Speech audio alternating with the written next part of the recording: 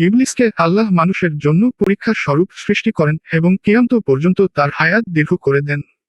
মানুষকে আল্লাহর পথ থেকে বিচ্যুত করার জন্য ও তাকে ধোঁকা দেওয়াই শয়তানের একমাত্র কাজ।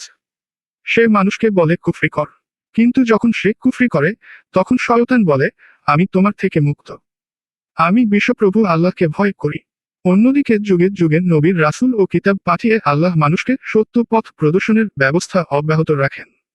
আদম থেকে শুরু করে শেষনবী মুহাম্মদ সাল্লাল্লাহু আলাইহি ওয়াসাল্লাম পর্যন্ত 1,24,000 পয়গাম্বর দুনিয়াতে এসেছেন এবং বর্তমানের সর্বশেষ এলাহি গ্রন্থ পবিত্র কুরআনের ধারক ও বাহক মুসলিম ওলামায়ে কেরাম শেষনবীর ওয়ারিস হিসেবে আল্লাহ প্রেরিত ওহীর বিধান সমূহ বিশ্বব্যাপী পৌঁছে দেবার দায়িত্ব পালন করে যাচ্ছেন। পৃথিবীর চূড়ান্ত ধ্বংস তথা কিয়ামতের অব্যবহিত কাল পূর্ব পর্যন্ত এই নিয়ম জারি থাকবে। শেষনবীর ভবিষ্যৎবাণী অনুযায়ী পৃথিবীর এমন কোন বস্তি ও ঝুপড়িঘরও থাকবে না যেখানে আল্লাহ ইসলামের বাণী পৌঁছে দেবেন না। এতসত্ত্বেও অবশেষে পৃথিবীতে যখন আল্লাহ বলার মতো কোন লোক থাকবে না, অর্থাৎ প্রকৃত তাওহীদের অনুসারী কোন মুমিন বাকি থাকবে না, তখন আল্লাহর হুকুমে প্রলয় ঘনিয়ে আসবে এবং